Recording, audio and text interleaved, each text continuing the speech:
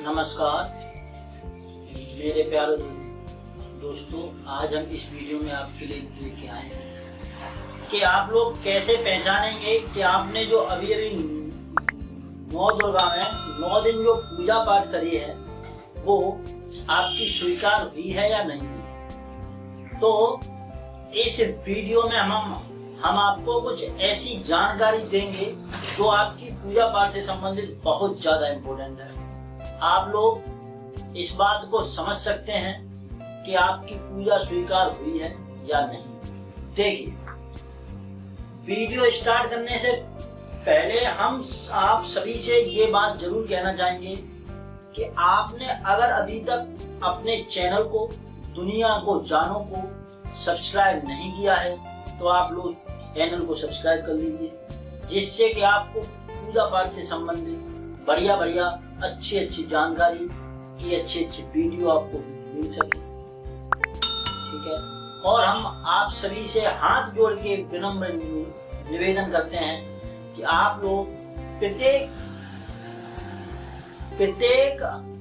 Candidate, प्रत्येक बंदा, हमारा प्रत्येक सब्सक्राइबर इस चैनल को कम से कम 10 लोगों से सब्सक्राइब करवाए, जिससे कि वो अपना भला करे और उसके साथ साथ वो और भी 10 लोगों का भला कर सके। ठीक है, वो 10 लोग और 10 से अपना जो है सब्सक्राइब करवाए, क्योंकि आज के कलयुग में हर बंदा बहुत ज्यादा परेशानियों से जूझ रहा है।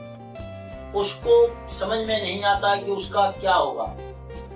पूजा भी करता है लेकिन पूजा के साथ साथ कुछ गलतियां कर देता है। उन सब चीजों के बारे में आपको विशेष तौर पर जानकारी मिलनी चाहिए। ठीक है, तो वीडियो में ज्यादा देर ना करते हुए हम लोग स्टार्ट करते हैं। देखिए, हम आपको एक चीज बताते हैं। जैसे आपने अभी 9 दुर्गा में नवरात्रि में 9 दिन पूजा करी, कुछ लोगों ने कलश स्थापित किया होगा तो कलश भी आपने स्थापित कर लिया। कुछ लोग 9 दिन तक मैया का व्रत रहे होंगे, उपवास किया होगा। उनको भी ये चीज समझ में आनी चाहिए कि उनकी पूजा स्वीकार हो रही है कि नहीं हो रही।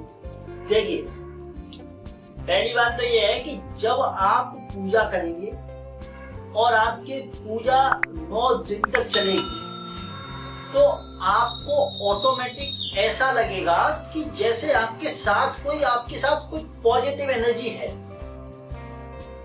आपको जो फ्रेश महसूस होगा, अच्छा फील होगा, आपके अंदर शांति रहेगी।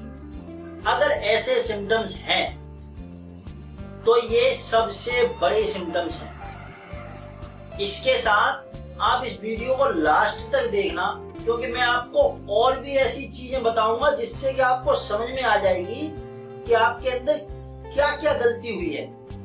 आपकी मैया आपसे मतलब जो आपकी पूजा स्वीकार की है कि नहीं की है, कितना पूजा स्वीकार की है, क्या क्या गलती हुई है आपसे, ये सारी की सारी चीज देखिए तो आपको अच्छा फील होगा। ये चीज तो बिल्कुल सही है। अब हमें करना क्या है, जैसे पूजा करने के टाइम पे, पूजा करने के बाद जब नवरात्रि पर आप कन्याओं को 9 कन्याओं को कम से कम और एक लंगूड़ा जो होता है, एक लड़का, 9 कन्याएं और एक बच्चा मतलब लड़की। तो इन लोगों को जब आप भोजन करा देते हैं, दक्षिणा दे देते हैं, तो ये पूरा प्रोग्राम नवरात्रि का 9 दुर्गों का होता है। आप सभी से हम ये चीज जरूर कहना चाहेंगे कि नवरात्रि में 9 कन्याओं को कम से कम कन्याओं को भोग जरूर खिलाएं। 9 कन्याएं या फिर 7 कन्याएं हो, 11 हो, मतलब 9 के आसपास हो तो सबसे अच्छा है, क्योंकि नवरात्रि है तो 9 कन्याएं सबसे अच्छा। ये चीज जरूर करें, क्योंकि इससे माता रानी बहुत ज्यादा प्रसन्न होती हैं।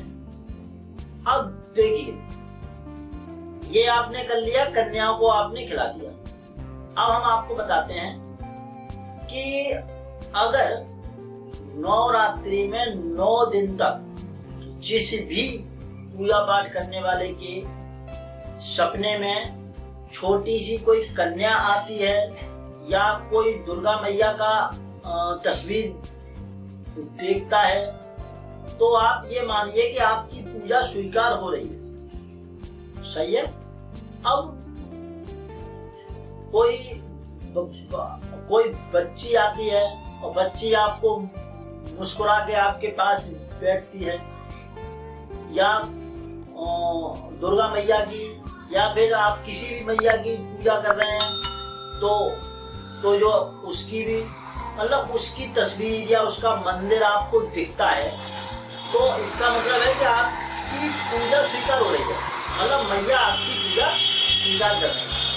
ये तो आपको 9 दिन तक, मतलब जरूरी नहीं है कि पूरे डेली आपको दिखेगा। अगर आपको 9 दिन में किसी भी एक दिन भी दिख जाए, तो आप मान लेना कि मैया ने आपकी पूजा स्वीकार कर ली।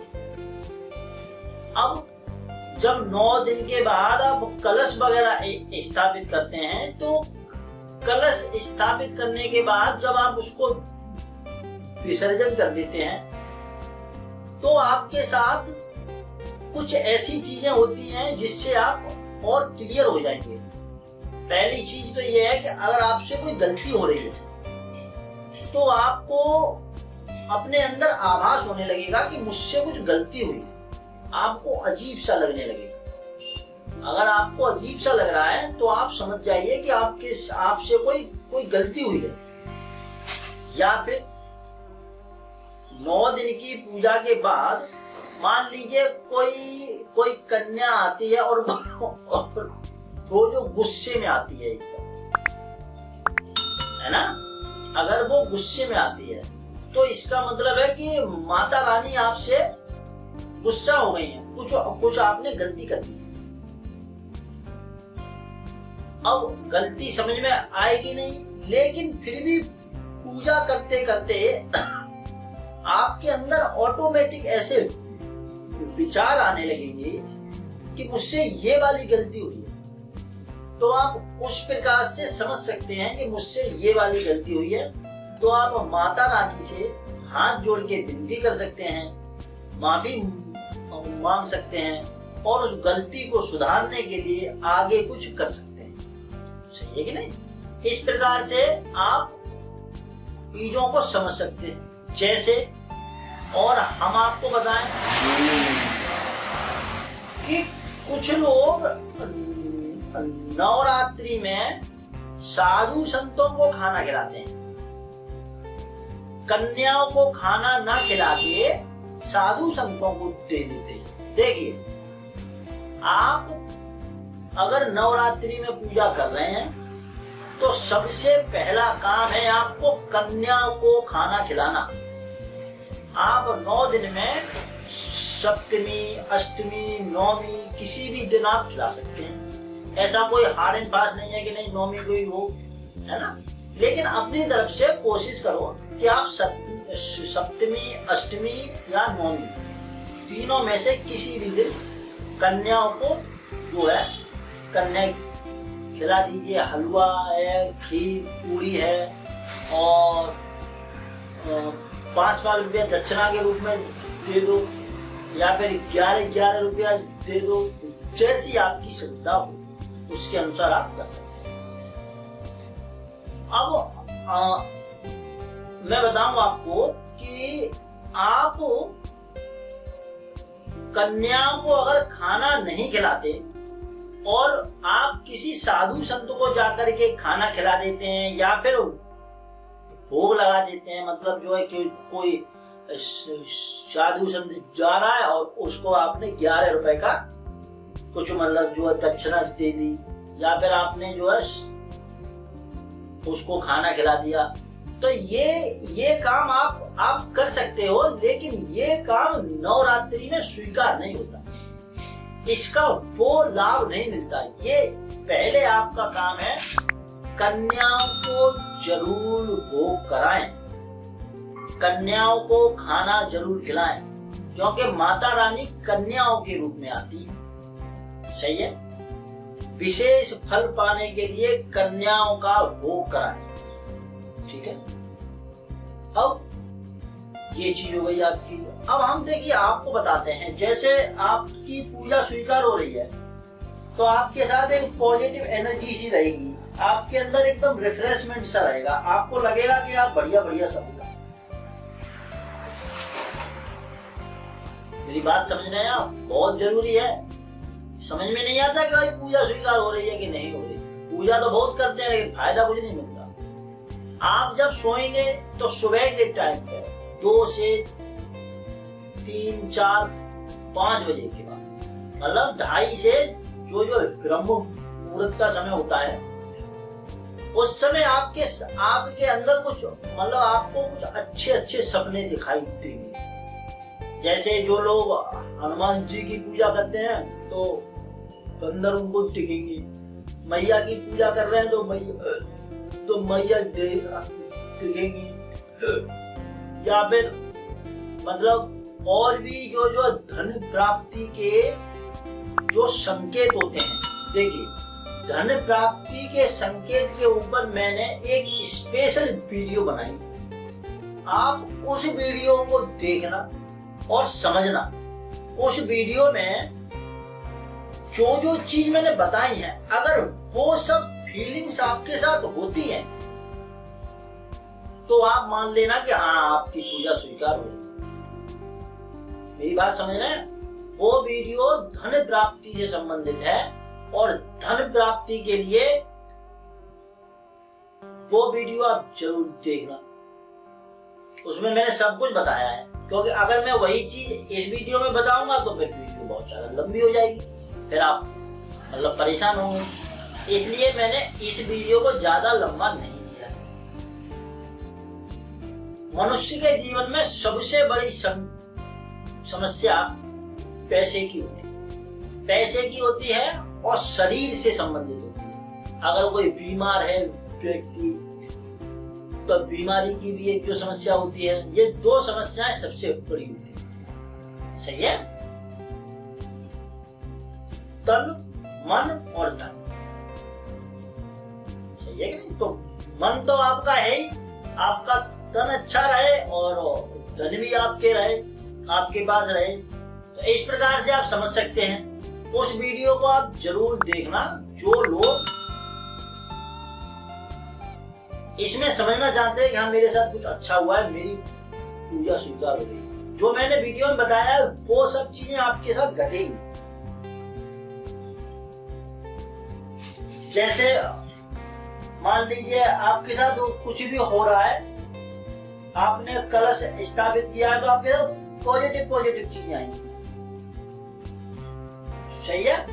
तो मैं इतना ही बताना चाहूंगा इस वीडियो में। और आपके साथ पॉजिटिव कौन से संकेत आते हैं, ये सब आप उस वीडियो में देख के समझ सकते हैं। मैं उस वीडियो के लिए एक डिस्क्रिप्शन बॉक्स में नीचे आपको लिंक डाल दूंगा, आप देख लेना, उस पर जाके क्लिक कर देना। तो इस प्रकार से आप देख सकते हैं। ठीक है। इसी के साथ हम सभी के लिए माता रानी से प्रार्थना करेंगे कि आप सभी का, जिन लोगों ने पूजा करी है, नवरात्रि में पूजा पाठ और व्रत किया है, उनकी सबकी पूजा स्वीकार हो और आप अच्छे से इन सब वीडियो को देख के अपनी पूजा के बारे में समझ सकते हैं कि हम कौन से लेवल पे चल रहे हैं, किस प्रकार से चल रहे हैं। ठीक है। इसी के साथ हम लास्ट में फिर कहना चाहेंगे कि अगर अभी तक आपने चैनल को सब्सक्राइब नहीं किया है तो आप चैनल को जरूर सब्सक्राइब करिए और बेल आइकन पर जरूर क्लिक करें। ठीक है। इसी के साथ जय श्री राम, जय हो महादेव, जय हो शंकर भगवान, जय हो भोलेनाथ, जय हो बजरंगबली, जय हो काली मैया, जय हो दुर्गा मैया, जय श्री।